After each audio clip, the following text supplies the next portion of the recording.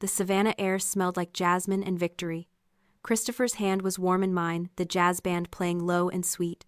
It was the perfect moment until the vibration started. It rattled against the sweetheart table, a relentless, violent buzzing that refused to be ignored. I looked down. My father's name was flashing. 51 missed calls.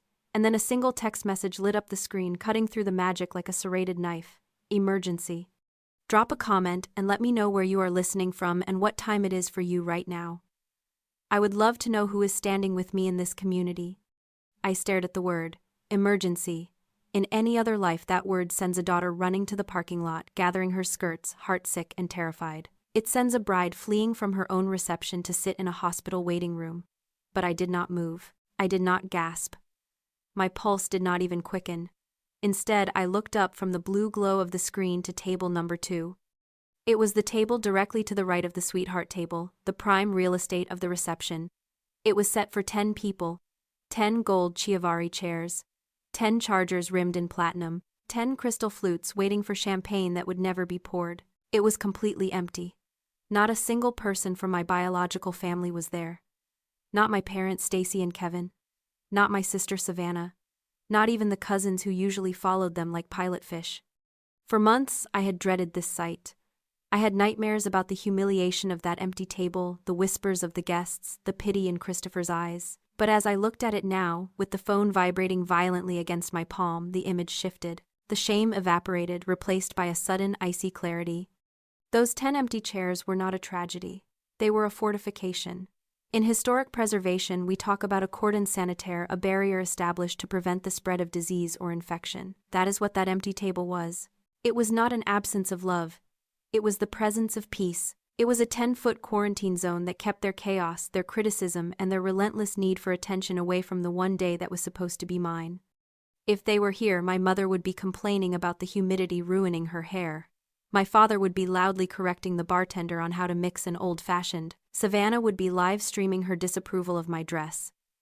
But they were not here. The air was clean, the night was perfect. The only thing trying to breach the perimeter was this phone. I looked back down at the screen. 51 missed calls, 1 text, emergency.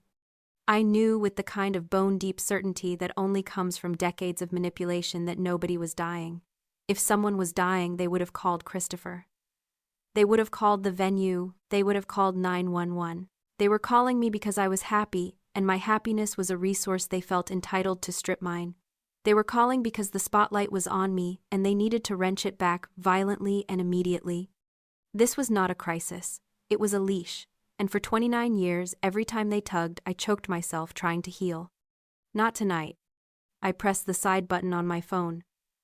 I did not just silence it. I did not just flip it over. I held the button down. I watched the screen dim, watched the little spinning wheel appear, and waited until the device went completely beautifully black.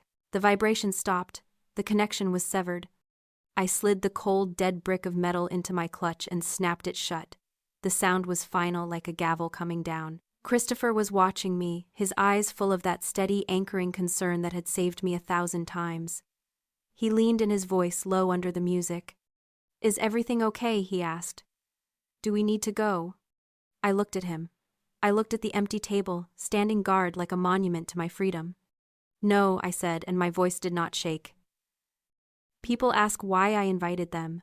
Why, knowing their history, knowing they are emotional arsonists, did I hand them a box of matches and a front-row seat to my life? It was not optimism. It was a statistical error known as the gambler's fallacy. It is the mistaken belief that if an event has happened more frequently than normal during the past, it is less likely to happen in the future. In casinos, it is the belief that if the slot machine has come up lemons 50 times in a row, the 51st pull must be the jackpot. For 29 years, I had been standing at the slot machine of my family, feeding it every resource I had convinced that the laws of probability would eventually force them to love me. I did not just give them my time. I gave them my solvency. I was the silent investor in the business of their dysfunction.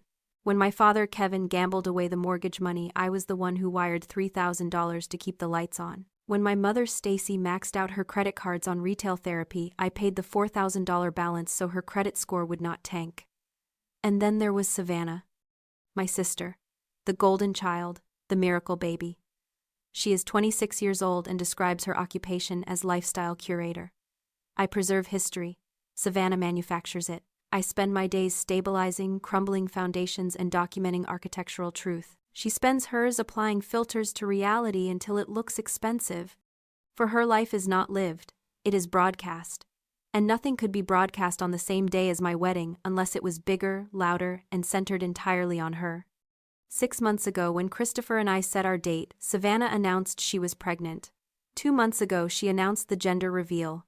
She did not pick a random Tuesday. She picked tonight.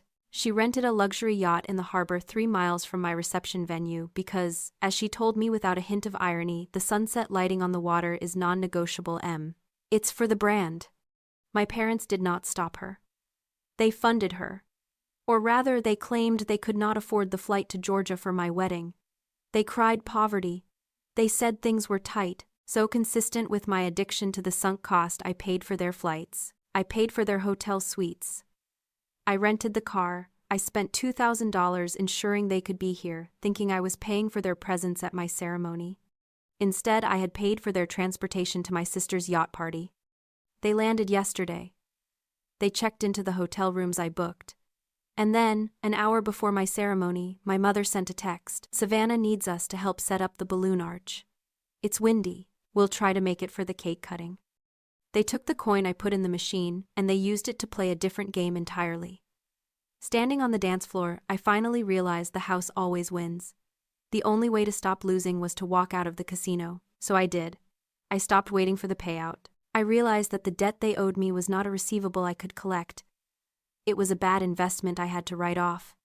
I looked at Christopher, who knew the entire balance sheet of my trauma and married me anyway. I'm not waiting for them anymore, I told him. The ledger is closed. The morning sun hit the hotel sheets with a brilliance that felt almost offensive.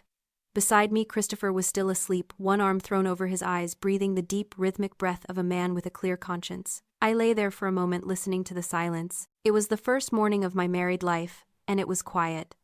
But on the nightstand, my phone sat like an unexploded ordnance. I knew I had to do it. Avoiding the damage assessment would not make the wreckage disappear. I sat up, poured a glass of water, and pressed the power button. The Apple logo appeared. Then the lock screen. And then the deluge. The phone vibrated against the wood for a solid 45 seconds, downloading a night's worth of hysteria. 74 text messages. 18 voicemails. DMs on Instagram. Missed calls from numbers I did not recognize. I scrolled to the top of the family group chat, bracing myself for a medical diagnosis. I was ready for a car accident. I was ready for a heart attack. Instead, I saw a photo of a scorched velvet sofa.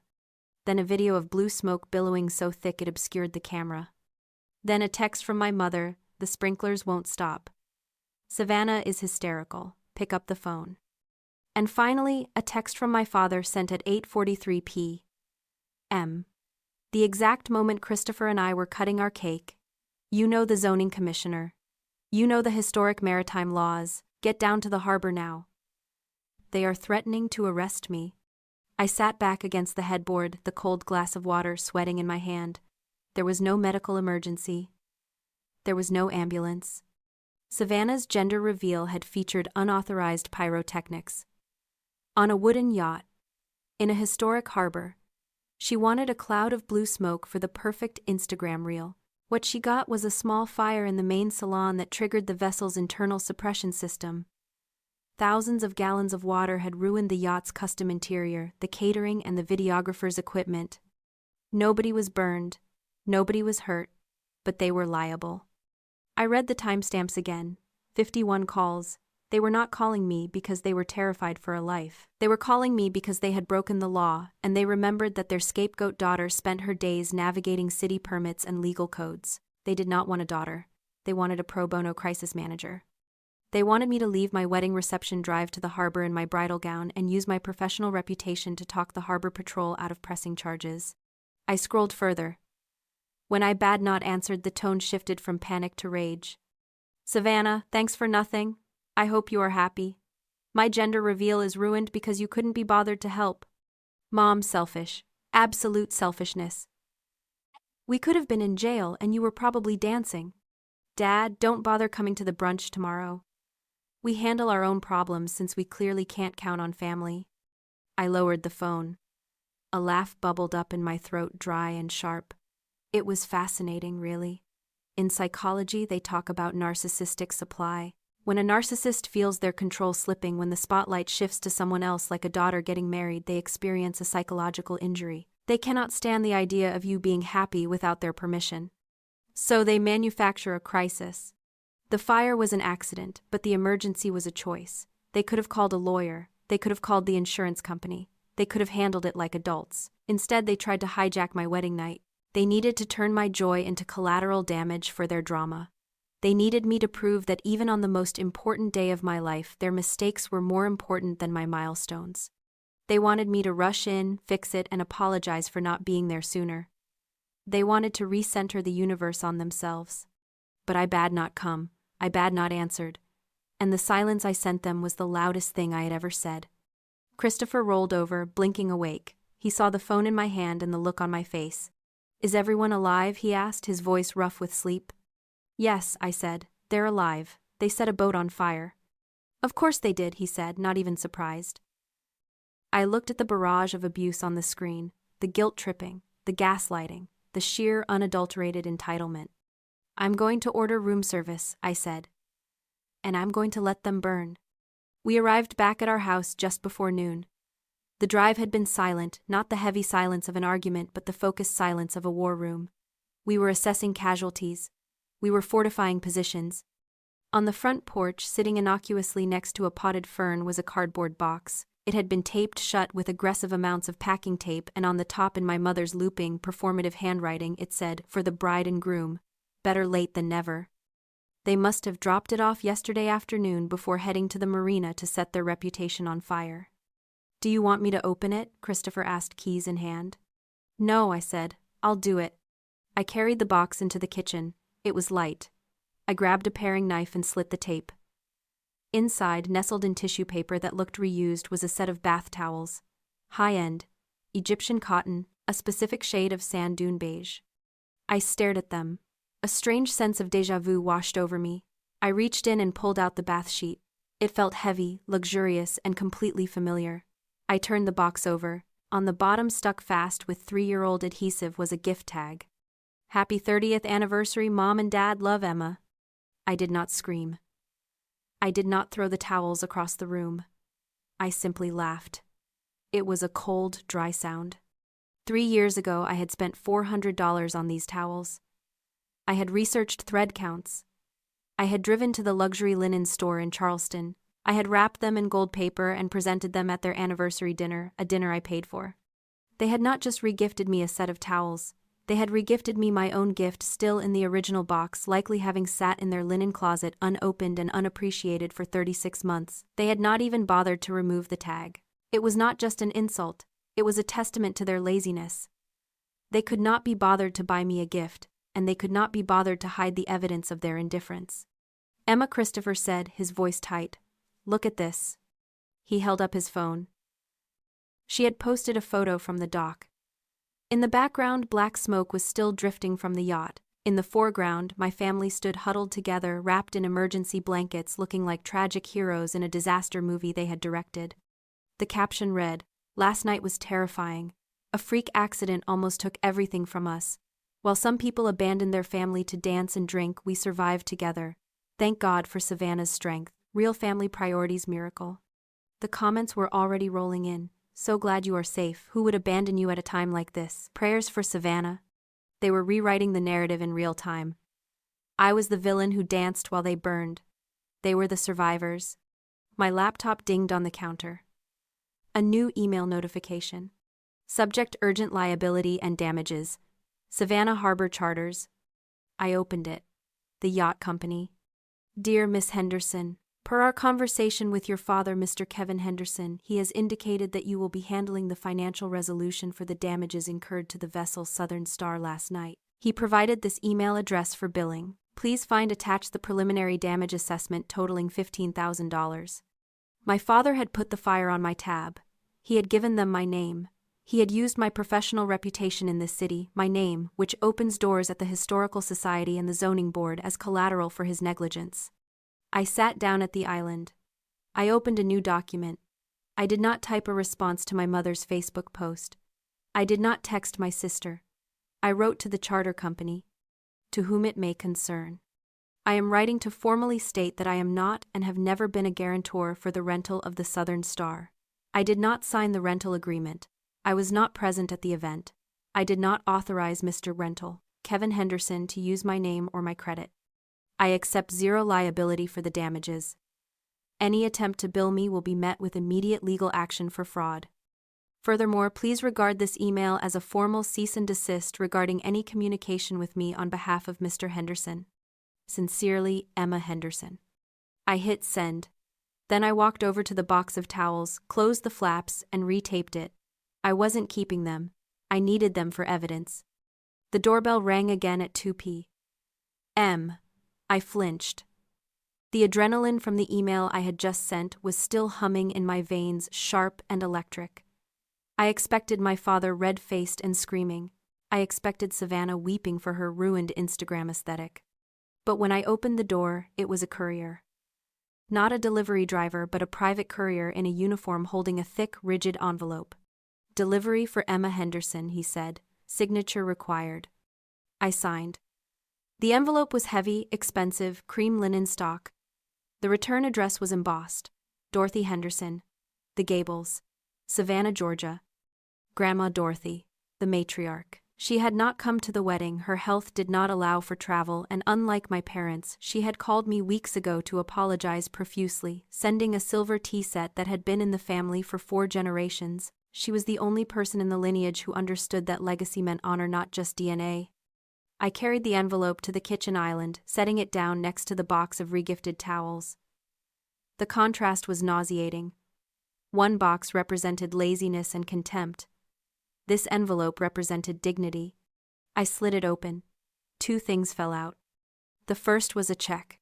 I stared at the numbers, blinking to make sure I wasn't hallucinating. $10,000. The second was a handwritten letter. Her penmanship was spidery but lethal, the kind of handwriting that doesn't suffer fools. "My dearest Emma, I am writing this with a heavy heart. I saw the news this morning. I saw the photos of the fire in the harbor. I saw your mother's post about surviving together. And I am confused. In February, your father came to me. He sat in my parlor and wept. He told me that your venue required a deposit you could not afford. He told me you were drowning in expenses, that you were too proud to ask for help, and that he was heartbroken he could not cover it for you. He asked me for $20,000. He said it was specifically to secure the historic garden for your reception." I stopped reading. The air left the room. In February, I had paid the venue deposit myself. It was $5,000. I had never asked my father for a dime. In fact, in February, he had told me he could not contribute to the wedding because inflation was hitting his portfolio hard. I looked back at the letter. I wrote him a check for $20,000 that day, Emma. I told him to give it to you immediately. I assumed that the beautiful reception I saw in the photos before the fire news broke was paid for with that money. But then I saw the invoice for the yacht. My friend on the harbor board called me. He told me Kevin rented the Southern Star for a single night. The cost was exactly $20,000. He did not use my money to give you a wedding, Emma. He used my money he solicited in your name to buy your sister a boat ride. I am disgusted. Enclosed is $10,000 for your honeymoon. Do not tell them you have it. As for the other $20,000, I leave that to you to decide how to handle. Love, Grandma Dorothy. I set the letter down. My hands were perfectly steady. For 29 years, I thought I was dealing with favoritism. I thought I was dealing with emotional neglect. I thought I was dealing with narcissism. I was wrong. I was dealing with a felony. They had not just ignored me. They had not just prioritized Savannah. They had actively used my name, my imaginary poverty, and my wedding as a fundraising tool to embezzle money from an 80-year-old woman so they could blow it up on pyrotechnics for a gender reveal. This was not a family dynamic anymore. It was a crime scene. "Christopher," I said, my voice quiet and cold. "Don't unpack." He looked up from his coffee. "Why?" I picked up the letter and the check. I walked over to the drawer where we kept the important files and pulled out a fresh manila folder. "Because we are not just sending a cease and desist," I said. "We are going to the police station. We did not have to wait long. At 6:30 p.m., just as the sun began to dip below the tree line, a car screeched into our driveway. It was my parents' sedan. Kevin was driving. Stacy was in the passenger seat. They piled out before the engine even cut off, moving with the frantic, disjointed energy of people who are used to being saved. I watched them from the front window. Christopher stood behind me, his hand on my shoulder. "Do you want me to handle this?" he asked. "No," I said. "This is my mess. I am cleaning it up." I opened the front door just as my father raised his fist to pound on it. "Emma," he shouted, his face flushed. "Thank God. We need to talk. Right now." "We tried to call you," my mother added, breathless, pushing past him. "The charter company is threatening to sue us. They say we owe $15,000. We told them to talk to you, but they said you sent some email disavowing responsibility." Savannah stood behind them, scrolling on her phone, looking more annoyed than terrified. "My gender reveal is trending for all the wrong reasons," she muttered. "People are making memes about the fire. You have to fix this." I stood in the doorway, blocking their entry. I did not step back. I did not invite them in. "I sent the email," I said calmly, "because I am not responsible for the boat you rented." "We rented it for the family," Kevin yelled. "We rented it to celebrate, and now they're talking about legal action. You know these people, Emma. You work with the city. Make a call. Tell them it was a misunderstanding. Tell them we will work out a payment plan." "We can't pay $15,000, Stacy wailed. "Your father's portfolio is down. We spent everything just to get here." "Spent everything?" I asked. I reached behind the door and picked up the 2 items I had prepared. First, the box. I held it out. "Here," I said. Stacy took it automatically. She looked down at the familiar packaging. "What is this?" "Those are the towels I gave you for your 30th anniversary," I said. "You regifted them to me yesterday. You did not even take off the old tag." Stacy's face went slack. Kevin looked away. "And this," I said, holding out the second item, "is a copy of the police report I filed an hour ago." I handed the paper to my father. He took it, his hands shaking slightly. "Police report," he whispered. "For what?" "For fraud," I said. "And grand larceny. Grandma Dorothy wrote me a letter," I continued, my voice steady and cold. "She told me about the $20,000 she gave you in February. The money that was supposed to pay for my wedding venue. The money you told me you did not have." The silence on the porch was absolute. Even the cicadas seemed to stop singing. "You stole from your own mother," I said. "You stole from me. You used my name to solicit funds, and then you used those funds to rent a yacht for a party I wasn't even invited to until the last minute." "Emma, wait," Kevin stammered, the color draining from his face. "It's not. We were going to pay it back. It was a loan. We just needed the cash flow." "It was not a loan," I said. "It was theft. And the charter company, I forwarded them Grandma's letter. They know you paid for the rental with stolen funds. They are adding it to their lawsuit." Savannah looked up from her phone, her eyes wide. "Wait, you called the cops on Dad?" "I reported a crime," I said. "There is a difference." "We're family," Stacy shrieked, finding her voice. "You don't do this to family. We made a mistake. We were trying to give Savannah a good day." "You have spent 29 years giving Savannah good days at my expense," I said. "But the bank is closed. The account is frozen. I am not the fixer anymore. I am the victim. And I am pressing charges." I stepped back and put my hand on the doorknob. "You have 5 minutes to get off my property before I call the officers back to enforce the trespassing complaint I also filed." "Emma, please," Kevin begged, tears actually welling in his eyes now, tears of fear, not remorse. "Then you should have thought about that before you lit the match," I said. I closed the door. I locked the deadbolt. I listened to the sound of the latch clicking into place. It was the most satisfying sound I had ever heard. 2 weeks later, the air smelled like salt and expensive sunscreen. Christopher and I were sitting on a balcony overlooking the Amalfi Coast, a trip funded entirely by the $10,000 Grandma Dorothy had sent. The Wi-Fi was spotty, the wine was local, and the silence was absolute luxury. My phone buzzed on the table. It was the only notification I had left on. I glanced at the screen. It was a digital flyer from Savannah. "Welcome, baby yacht party, take 2. I stared at it for exactly 3 seconds. There was no anger left in me.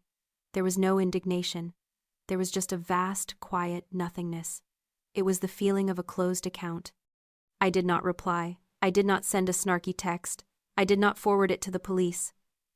I simply tapped the information icon next to her name, scrolled down to the bottom and pressed block caller. Then I did the same for my parents.